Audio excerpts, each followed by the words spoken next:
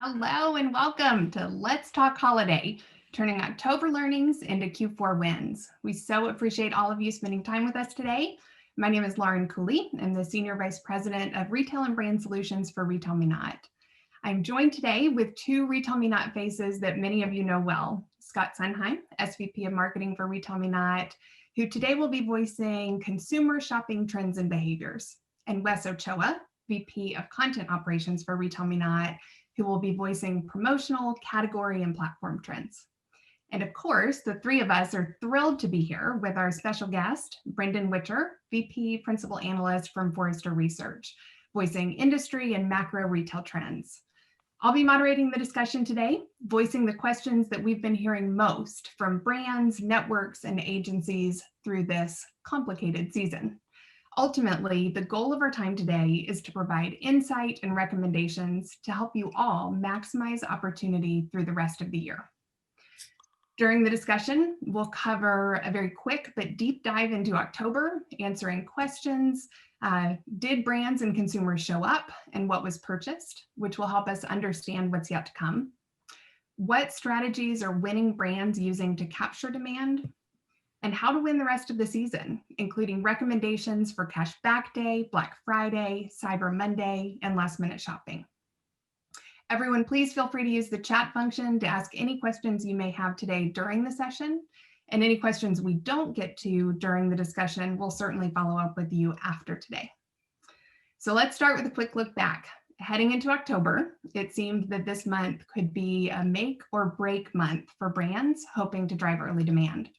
Brendan, would love to start with you there. What were the greatest challenges and opportunities that brands faced heading into October? So there were a number of elements. First of all, thank you for having me. Really appreciate you allowing me to participate in this event. I'm looking forward to the discussion today. First of all, we saw retailers obviously, coming out of a crazy 6 months. They'd really just been through the ringer. As we headed into Q4, that was no exception. We saw companies trying to deal with the back to school situation, the shift in buying because of consumers' financial situation. We saw companies starting to talk about on earnings calls, talking about winning new customers. We heard about lots of other companies that are losing customers and even going bankrupt. And of course, Amazon launching Prime Day, which kicked off the holiday season early. You can give them a little bit of credit. They timed that pretty well. Because everybody kind of followed suit, and we saw a significant number of retailers and brands kick into the October 13th, 14th date is really what they felt was the start of the holiday season. And we see a lot of that continuing on straight off into the actual end of December. I think some of the other things to point out is that there's some things that broke as they went into it. There was supply chain issues. We saw happening there. And when supply chain issues, for the purpose of this conversation, I think we need to focus on, elements of like curbside and things like that were very customer facing. There are obviously supply side issues as well and delivery issues, but that's for another day, another discussion. The two other things we saw was lots of new customers that have not been digitally savvy. We thought that digital was ubiquitous before, but oh boy, like everybody's, kicking into the digital world now. And so now you got a lot of consumers who are not, shopping online typically every day of the week, now experiencing your brands and retailers' brands. And then finally, the companies that are trying to be able to get their marketing spend right and win new customers through the ability to talk to them and engage with them in ways that are providing them experiences and services that they want, at the same time dealing with other parts and pieces of the organization that might be breaking while trying to accomplish those goals. Yeah, that makes sense. Wes, I want to turn it to you. RetailMeNot certainly has a direct line of sight into how brands are participating in shopping events. In October, did brands show up? Were they promotional, and how? Yeah, Lauren, very similar and very much in line to what Brendan was just saying on RetailMeNot. Itself, we saw right out of the gate, right beginning of October, plenty of activity. And if we take a step back and look at that, that Prime Day period and look at the activity happening there, just Prime Day year over year, for instance, on RetailMeNot, we saw a 17% increase in retailers and brands that had promotional activity, right? That translates to just on RetailMeNot alone, over 350, brands and retailers. So pretty active. As far as, were they promotional, right? To answer the second piece of your question, absolutely, right? A majority of these deals were at Black Friday levels. Within there, we actually did see a few other things. We saw some awareness plays happening. Anything in the form of Black Friday previews, lookbooks, the hottest toys of the season, all those types of guides started to hit the market already by early to mid October. And then as we start looking, at the, throughout the funnel, we start thinking about, the engagement and what did we see? No surprise, right? Online continued to outperform in store and really dominate, which is what we had seen throughout this COVID period. I think a piece of trend that we're seeing trend change a little bit is coming out from August into September, for instance, as stores start to reopen a bit.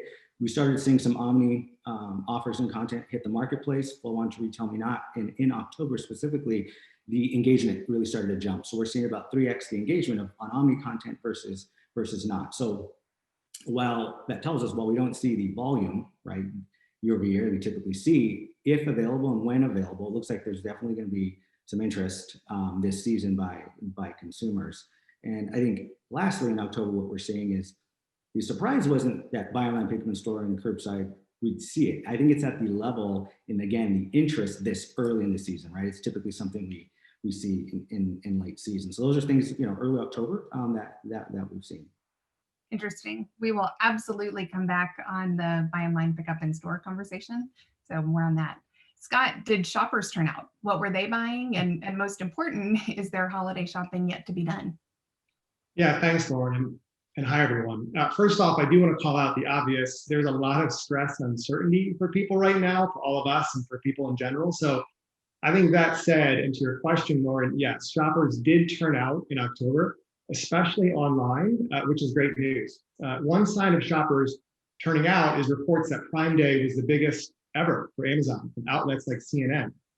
And we believe that broader retail also benefited. Our partners grew 29% versus last October over Prime Day.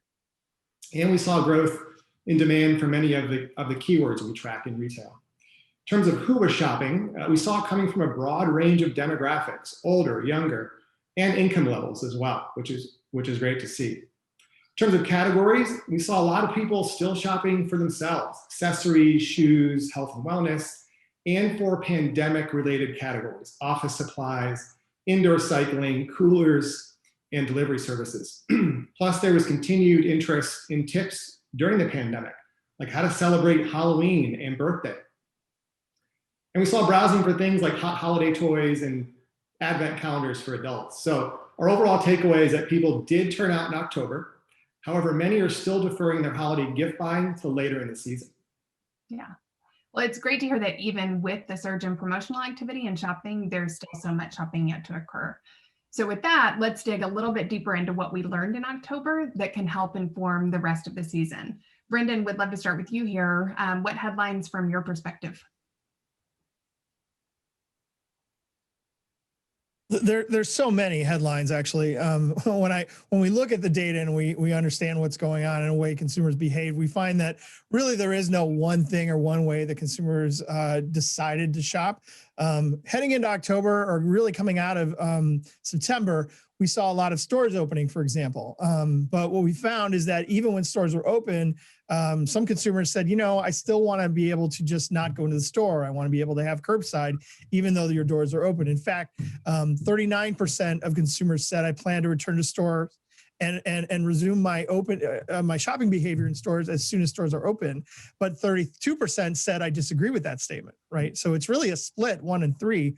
There's another third in the middle there that we're kind of like, not sure. But as you can see, like there's no one customer, one way of shopping for consumers that they say, this is the way I want to do it. In addition to that, we're seeing that actually what's fascinating about the online shopper is that at least for example, let's take grocery, 21% of consumers said that, I'm grocery shopping online for the first time.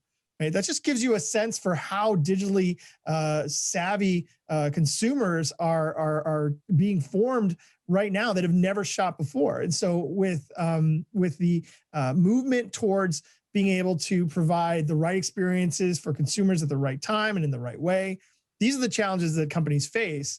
I think that what October showed us in particular was that there's multiple ways that consumers will adopt and jump into retail and work with a retailer, whether it's curbside or same day delivery or buy online, pick up in store, ship from home.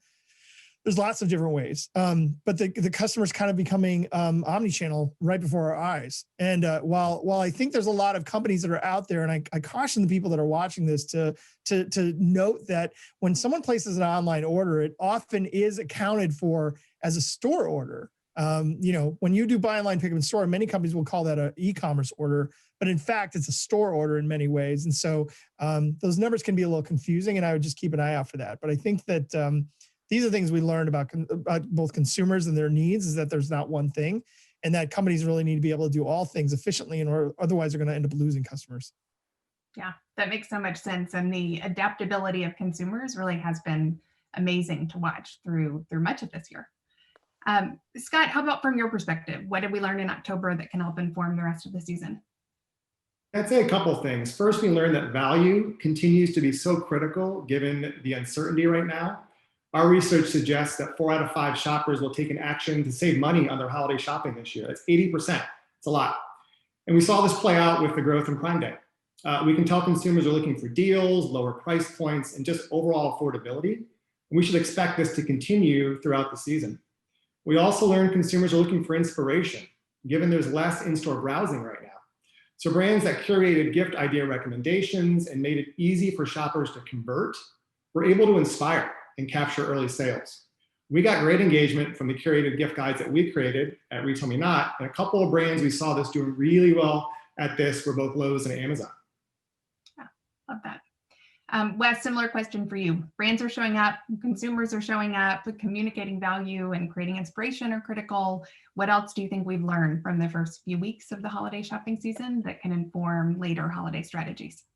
Yeah, I think, a couple things. One of them is glaring, and it's a sense of you need to be active and promotional early and often, right? That's what October is telling us. When we look at our RMN data, we start segmenting, for instance, different buckets of promotional strategies that we saw during the month of October. And if we go back to that, I did the data set of those who were promotional during that Prime Day period, call it, those that saw a 19% increase in conversion, which translates loosely to about 60% lift in sales during versus their October run rate, right? Then when we isolate segments of non-active accounts during that time, the majority were flat at best. And when we isolate and slice it by online in particular, we actually see negative conversion trends happening. So there's, if you want to gain, or I would argue if you want to even maintain share, right, you got to get started at this point if you haven't already. And when we start looking at discounts and learnings and a bit of digging there,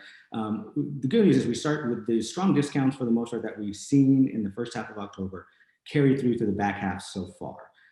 While they're not getting any deeper, what we're seeing is the quality of the discounts out right now in the marketplace, specifically on RetailMeNot right now, are actually getting a little bit better. And what I mean by that is, on RetailMeNot, we don't just think of the discount depth of a promotion is how good the offer is, right? There's other components. And what we're seeing is growth in the site-wide deals and codes. The restrictions are starting to drop out, and a bit more code-based, which we know perform well. So what that tells us is we look into November, December, I don't necessarily anticipate it's going to be, if you start at 20%, right, every week you got to go deeper and deeper. I see an experience and an ease of use play going to be in the mix this season, as we go forward. So it's a bit of a strategy play that I see start to scale as we move forward. That's great. Thank you, Wes. So let's move forward. So we're out of October. Prime Day is now past. Holiday shopping has no doubt kicked off. Brendan, are there specific strategies and tactics you're seeing brands implement to maximize opportunity right now? Yeah, there's 2 key ones. Wes just touched on one of them, and I want to just call out just how important this is, because lots of people think that we're in something called the new normal, right? This is not normal. There's nothing normal about this. We don't want this to be our way of shopping. You know, everyone needs to remember, not everybody is completely pleased with online shopping, and not everybody wants, 100 different assortment of items to see. We're exhausted, quite frankly. Consumers are exhausted right now. And the reality is that when you create experiences for that would typically work in a world where walking out the door was not a major decision in my life, you are probably going to end up misaligning with what I really need. As Wes said, so my one key thing that I think companies need to do is be careful about that whole like, well, here's an offer, but it's only good this way and that way, right? So here's what you need to take out. You need to take out channel specific offers. Number one, forget it, right? Don't try to get consumers to shop the way you want them to shop. Let them shop the way that they want to shop. That's what they really need right now. And by the way, if you've got some statement in your organization where you say, oh, we're customer obsessed, we're customer centric, it is not customer obsessed or customer centric to get customers to shop where you want them to shop, right? So take that out. Number two is be careful about promotions that are for specific products. I would say your better bet is at the category level or even site-wide. Why is that? Because like I said, everything's a decision right now. Whether I should go to the grocery store is a decision. Should I even go to a restaurant is a decision. Should mom and dad come in for the holidays is a decision, right? Things that in the past were just like no-brainers are now not no-brainers. And therefore we're mentally exhausted. I'm not going to get into a discussion about willpower and gluten and how that all works. But at the end of the day, we don't want companies to exhaust us anymore. What we want is companies that make it simple for us and easy for us. Only about 1/10 of the companies that we evaluated during October 13th, 14th were launching site-wide promotions. That was a mistake. For Amazon, that makes sense for them to do more targeted because they have a bajillion things that they sell, right? But for your company, if you're a niche retailer or even a big box retailer that has multiple categories that can easily be grouped together, I think that what you need to do is just make it easier on the customer from an assortment and promotion perspective. And the second thing that I'll say, can't believe I haven't gotten my second thing right. My second thing that I will say is make sure that you're talking about the value. And I'm going to use value in a different way than was said earlier. What I mean by value is, how are you making me feel safe? How are you making me feel secure?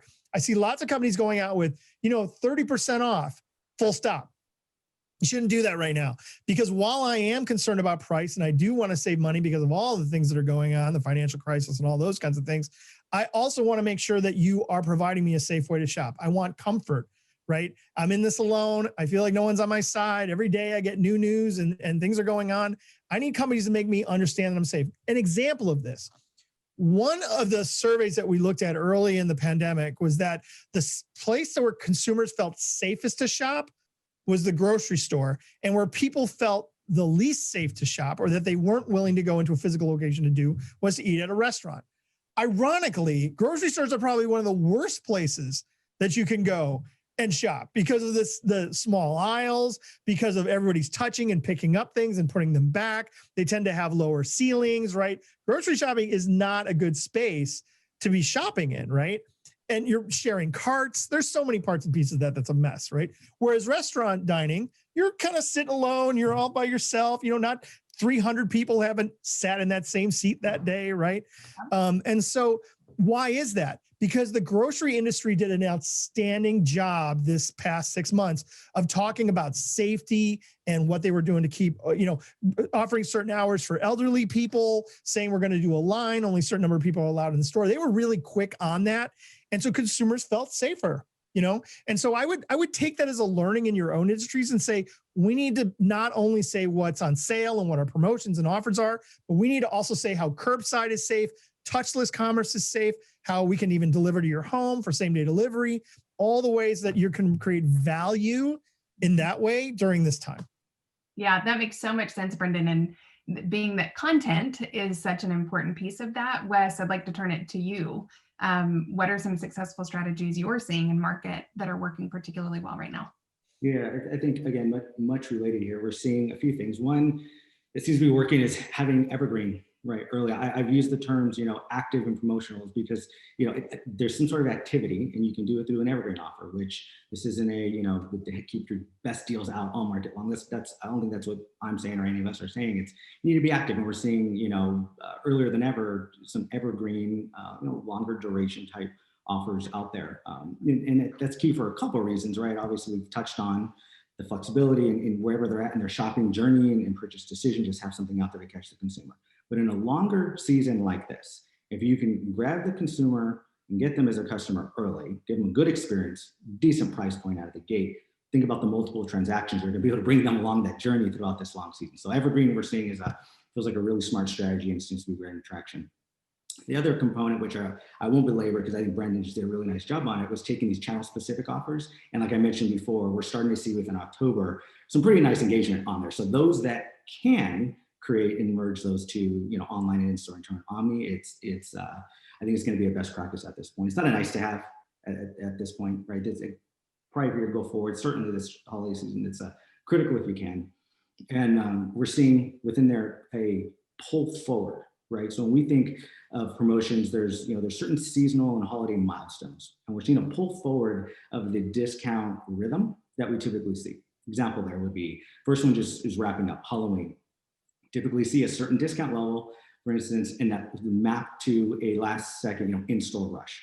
What we're seeing, those discount levels were now happened a week to a week and a half earlier this year to allow for the migration of all that, the online shipping. So as we think forward to probably the next one around the corner, Thanksgiving, for instance, if you're in the holiday entertaining space, I would anticipate, and if not, highly recommend, for those that haven't done so already, really think about your cadence and how much, if you're looking to recoup or protect some sales, have you really adjusted and anticipating, the redemption shifts that might happen there online versus traditional in-store. And then lastly, I will say we are seeing, when again, in this longer season, a lot of dynamic content and promotional types being almost test and learn right now to figure out what's going to resonate with consumer. And there's not one theme across all categories at this point.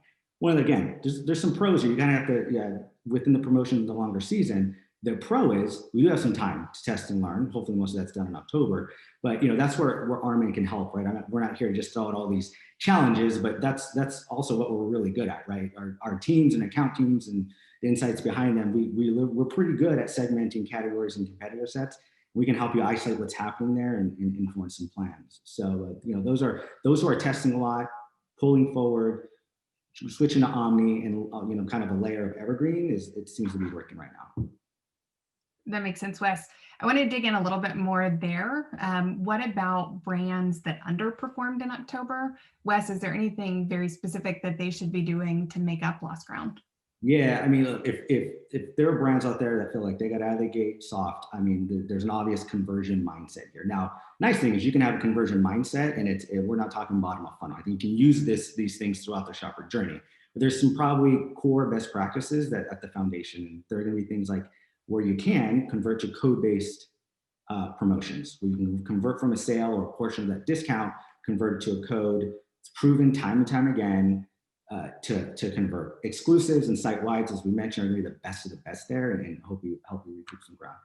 Flash sales would be another thing, right? To drive some urgency for the consumer, so you can surprise and delight. We see this happening a lot this season, but also to help protect some margin, right? So how do you take a traditional week-long sale and break that up into 2, maybe even 3 different sales over certain time periods, and kind of keep that excitement and urgency ultimately to help again recoup some sales if you feel like you started slow. And then again, I will hit on omni, I think, just one more time. We all anticipate some surprise, probably some in-store softness, right? Whether it be the consumer foot traffic and or availability of stores. We know that. Recommendation would be don't wait. If you can do it now, pick your time that you're going to pull forward and convert that in-store into an omni, and hopefully to recoup what you can and close any gap that you may anticipate. Those would be probably the top of mind things for me. That's great. Scott, anything to add for the brands that are feeling behind right now? Yeah, I think the big thing to make up lost sales is brands should be capitalizing on these big tentpole shopping events throughout the season. These events are just great ways to get in front of consumers when they're likely in the market. So remember, there may be less overall shopping trips this season, so you need to capitalize when you can. A good example is Cashback Day next Thursday, which we're all really excited about. Cashback Day was big success last year for our retailers, and we expect similar results this year. And also, don't forget about Black Friday and Cyber Monday, as they may be great ways for you to make up sales and gain some share there as well. Yeah, that's great. Brendan, I'm going to turn this a little bit. So we've talked about all the decisions that are that consumers are having to make right now. Mm-hmm. Shopping has become stressful, which is not what shopping is supposed to be. I've got two questions for you on the topic. First, what can brands be doing to make shopping fun again? Well, the most important thing you can do is not cause pain. I don't mean to be flip here, but the truth of the matter is that a lot of shopping is not just blah. I mean, a lot of times retail was kind of blah, right? Like I walk in, I get the soccer ball, I walk out, right? Like that was a shopping experience. It wasn't fun and it wasn't horrible, right? Now if something's not horrible, it's kind of fun, right? Like, so we're now dealing with extremes in some ways, right? And so I think, when I get to when I go do a curbside pickup and, the item is wrong, that's a pain point. When I go to pick up the item at curbside and there's a line, that's a pain point. When I go to use my promotion and it doesn't work on the website and there's not, I don't know even who to call at this point, right? Like that's a pain point. When I go into the store and I've done all the work to go into the store and they go, oh, that's an online only coupon, I can't honor that. That's a pain point. Not knowing, if the store is closed and I can't do any walk in the store and exchange something, how do I do an exchange when you only have curbside? That's a pain point, right? This is what I'm talking about. It's just like so many things that can go wrong for the consumer right now. And I think what companies need to do to make shopping fun, if that's what you want to call it, is to make sure that it just feels normal. It would be fun to have a normal shopping experience. That would be fun, right? And I think that that's what companies need to do, is they need to kind of get back to some sense of, help a customer get back to some sense of normal and be like, oh, that worked, like I'll think about them again a little bit later. I think that's very important. Yeah, that makes sense. So second question then is, in those instances when you weren't just running in and grabbing the item and leaving, there's a lot more strolling and browsing, which the benefit of that for the retailers was that basket sizes would increase as you're picking up additional items. So any ideas on what brands can do to inspire purchases to help drive up basket size in this environment? Yeah, I think one of the keys is it kind of harkens back to what I said earlier about the exhausted customer. I think it's good to create for customers a lot of bundling this year and a lot of kits. To me, that is a great way of making sure that you get those add-on sales. If you know that 90% of your customers buy this with this with this, then just put it together and make it one SKU. Right? And let them buy it all together. Again, it helps me because I'm like, I don't want to go shopping around. I don't want to, I'm not digitally savvy. I don't want to go around finding the conditioner and the shampoo and the body wash that all go together, blah, blah, blah, to put into a basket, right? Is a basket going to be at the end? Is it not going to be at the end, right? Like these are the kinds of things that people who are not used to shopping digitally are asking themselves. Because when I walk in a store, these things are usually bundled for me or they're in the same section. I can do that kind of stuff. And I don't have that capability digitally. And so that's a big challenge. I think that that's a great way of being able to create those add-on sales.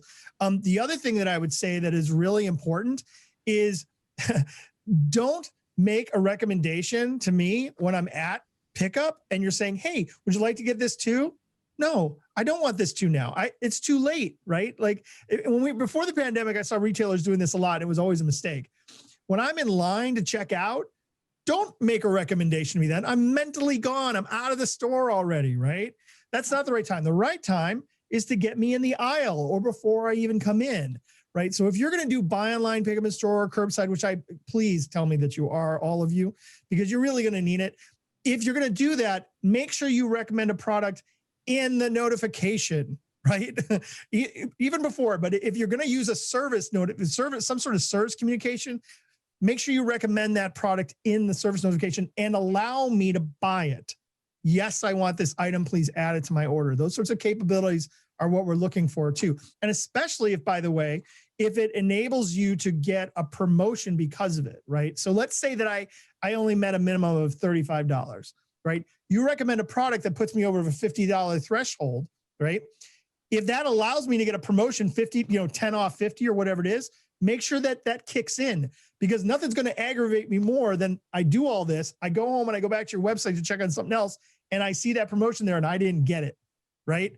Like, that's the way consumers think. And you need to be able to have these systems talking to each other so that if I enable some sort of these capabilities, I have to think through what will the customer experience be like. Yeah, that makes so much sense.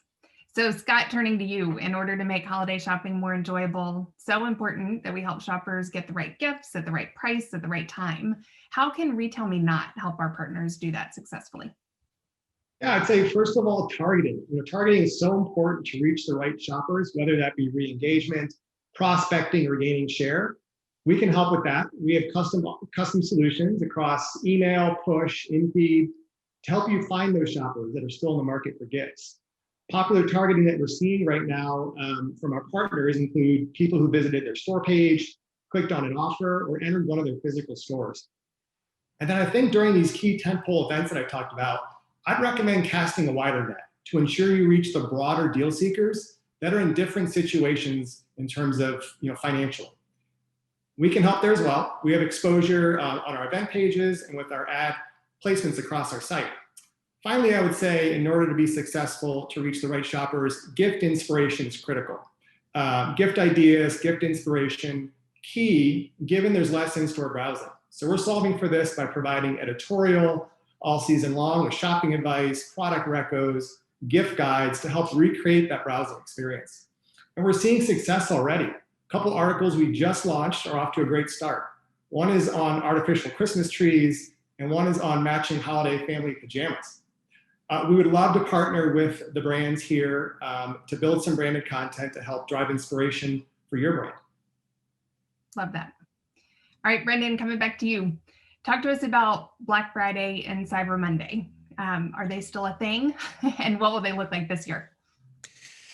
Yeah, well, I've been in this industry for a while. I've been an analyst about 6 years at Forrester. Before that, I was head of strategy for Guitar Center. So I did that for half a decade. And before that, I was at Harry & David in marketing. So I've lived a long time in the retail space. Not long as some, but a reasonable, respectable amount, right? One of the things that I always have to remind myself is that my mom doesn't think the same way I do about this industry, right?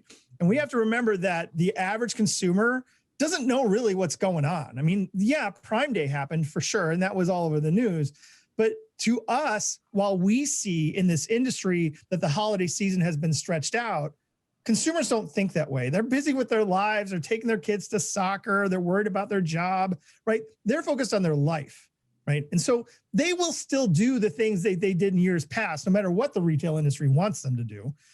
So you're going to see, remember that we're just about up to where last year we kicked off holiday promotions, right? So you'll get that November 1st buyer, just like you did every year, even though we've been doing promotions now for 2 weeks. And we're like, oh, well, that's old hat. Not to consumers, that's to us. That's the way we think about it. That's not the way they think about it, right? To them, November 1st is when the promotions start in a lot of ways, right? Then comes Black Friday, and they will do the same thing they've always done. Black Friday is still when the deal will happen. And you're like, well, don't they know? No, of course they don't know, right? My mom's going to shop on Black Friday. My mom's going to shop on Cyber Monday, right? And so I think it's really important to note that one of the benefits, one of the good things are that you don't have to wait for Black Friday because so many people are out there with promotions now that the wallets are already opened, right? And so there's been always, if you want a silver lining here, which everyone's looking for one, so I'm going to give you one here. Remember, every year you're coming up on Black Friday like going, oh, I hope it works. I hope it works. I hope it works, right? This year, you can spread that demand out. In fact, you want to spread that demand out. Home Depot was very good about mentioning this. They were talking about how we don't want packed stores on Black Friday, right? We want to encourage shoppers to buy over time. We want them to buy over the season. And that's what you want too. So I would say right now, you should be trying to get customers in too, because you don't want that big rush. It'll still happen because consumers shop that way, but you still want it to be spread out. Secondarily, you want to spread that demand out over all those channels I mentioned earlier. If you're thinking about turning off curbside on Black Friday, please don't, right? Don't open your stores and let people shop in stores, because here's what's going to happen. If someone goes into a store and it's packed, if they feel unsafe, they're going to leave, right? On top of that, you have a lot of seasonal workers that are going to be like, you know what? I'm out of here if this store is packed. I don't feel safe. I don't feel comfortable. This $8.50 an hour isn't working for me. I don't need the money that bad. And they're going to walk out. You can't really afford to do that either. And so I think it's really key to make sure that you're spreading demand over time and spreading demand over channels. And that way you'll have people feeling safe when they do need to have that in-store experience because they have questions or concerns, or it's a high consideration purchase, things like that. Yeah, that makes sense. Scott, your perspective on these typical shopping holidays. Yeah, Black Friday may not be as big as it once was back when I was growing up, but it's certainly not dead. In fact, from our research, we found that half of shoppers are still planning to shop Black Friday and Cyber Monday. So, one reason is many people, like Brendan said, are looking for just normalcy, and shopping these days can help with that. Also, think about this, that a lot of stores are going to be closed on Thanksgiving, so people will be ready to open their wallets and shop on Friday. I think all that said, Black Friday, Cyber Week, they will look different this year. We all know that. Many people will be concerned about safety and will be shopping from their couches versus going in stores. Also, with changes for shipping, having charges for shipping having already kicked in, some people may choose to just buy online and pick up at the store. My advice here is to lean into Black Friday, lean into Cyber Monday, and make sure you give users flexibility for fulfillment. Yeah, so we're going to stick with that buy online, pick up in store. That is a hot topic, clearly. Brendan, I know your perspective there. Anything that you haven't spoken to yet related to BOPUS, curbside, that we should be thinking about?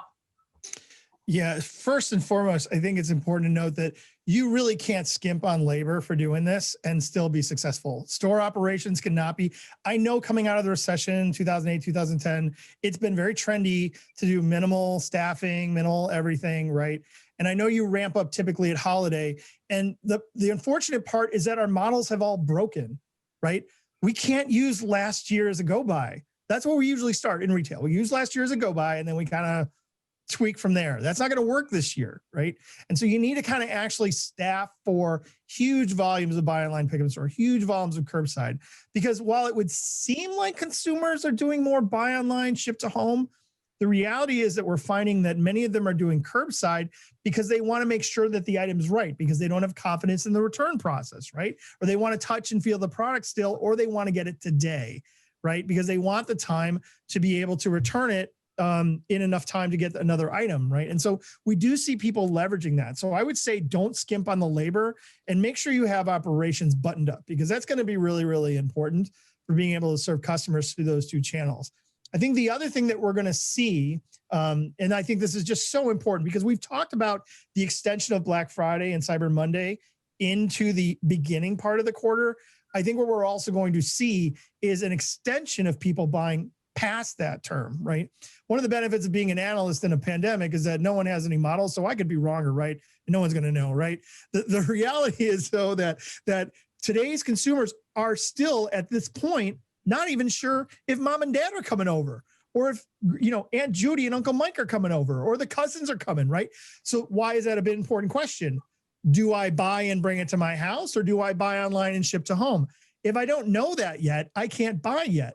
See, normally our plans are baked at this point, and certainly by Black Friday, our plans are baked because we're usually sometimes giving gifts to people we're not going to see at holiday, right? And so we're not too sure. So while everyone's saying, oh, consumers are buying early because they're afraid they're not going to get gifts, some are, that's true. But there's another subset of customers that are going to buy late because they're just not confident in what the situation is going to be for gift giving for them. Right. And so we're going to see a split there, and you're going to end up seeing more customers that have typically bought early buy a little bit later. Because of all the things going on, I have no idea, and I don't mind saying it, how that's going to play out from the numbers, right? When you're losing customers here, you're gaining customers there. I mean, it's a balancing act, right? So, but I just think to remember that your models from the past are going to be wrong no matter what.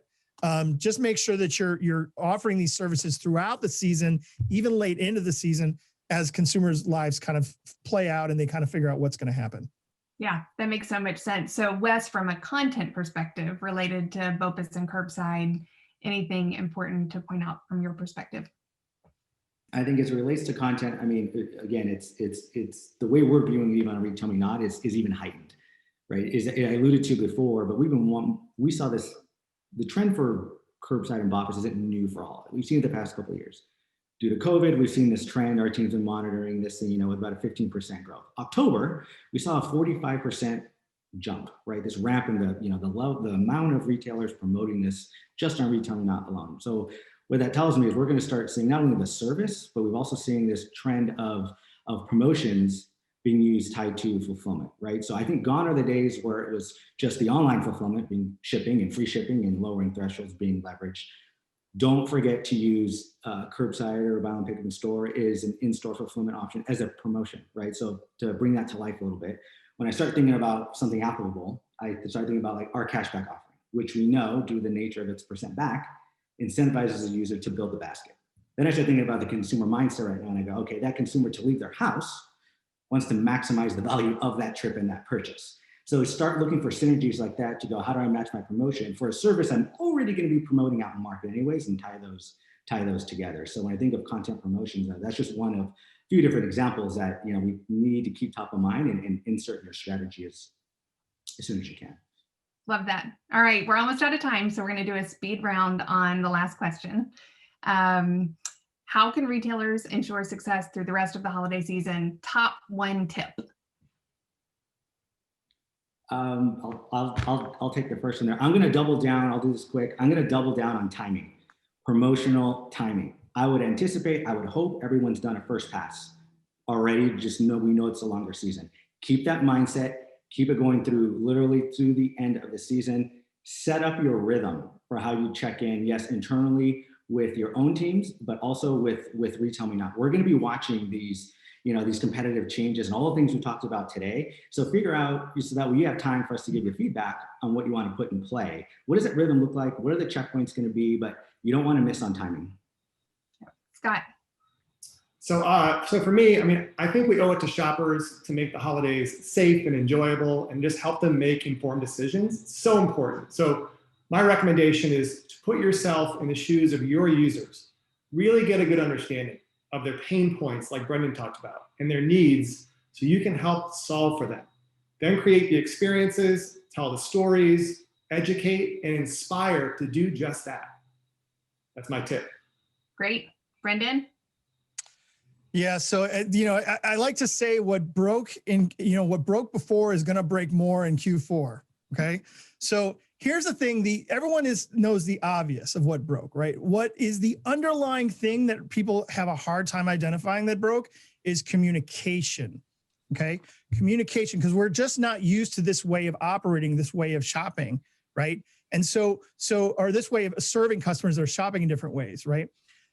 In the past, when you had promotions going out, there was a 99% chance that the POs were going to come in and you'd have support for those items and blah, blah, blah, right? That's not the normal for this season. The normal for this season is maybe 10% of your POs aren't going to arrive, right? They just won't show up. And so it's going to be really important as a person that's in charge of marketing and promotions to have a communication channel out with other parts of the organization so that things are going to affect your promotions. Nothing's worse than kicking off a promotion and suddenly you realize, oh, none of that inventory came in and we have no support for that category or that particular item or whatever it is, right? On top of that, being able to understand what's going on as far as your physical locations, right? If you find late in the season that 50% of your consumers are having poor experiences or rating curbside very badly, maybe you don't want to promote that as much, right? Until you fix it or figure out what's going on. Maybe you want to do that, but that takes a lot of communication in the organization that goes beyond your little universe of promotions and marketing. And you need to understand what's going on more than you ever have, because as I said at the very beginning of this, right, it's about pain points and solving customer pain points, because operational breakage leads to usually customer attrition, right? Because those bad experiences that happen from those poor operations is what makes customers go, you know what, you really can't serve me. Any of you that ordered groceries online over the last 6 months, I want you to think about the person that screwed it up the most and ask yourself this: are you going to shop with them again? No, you won't, right? There's too many other companies that can do it just fine. It's the same way with consumers today. They know they have choice. That was before the pandemic, but they know they have choice. They can buy a coffee maker at a dozen places or a shirt or whatever, right? And so if you mess that up, you can forget not only about getting their purchases into Black Friday, but into 2021 as well, which none of us can afford. Yep. Thank you. So Scott, Wes, Brendan, what a year. I know I speak for both our account teams and merchant partners in saying thank you for your time and perspective today. As I've been listening to all the phenomenal recommendations from each of you, there's one more question that comes to mind that we're hearing often from partners. And that's with such a long shopping season and understanding how important it is to show up and meet consumers where they are. How do we preserve budget along the way? And to that, I want to say that RetailMeNot can help. And I encourage all of you to connect with your account teams to specifically discuss how we can help you preserve budgets during this extended season with tactics like targeting solutions to reach the right group of consumers, tiered cashback, creating strategies and recommendations to offer broad promotions during tentpole events and targeted promotions during off-peak times, and also how to promote your weekly ad to stay top of mind when you can't run incremental promotions. So partners, this has been a wild year. We feel so fortunate to have the opportunity to partner with you to maximize every opportunity along the way. In the next few days, we'll follow up with key takeaways in the form of a win sheeter so that you can easily refer back to this discussion. And as always, please reach out to your account teams should you have any questions in the meantime. Thank you all for joining and have a fabulous rest of your day.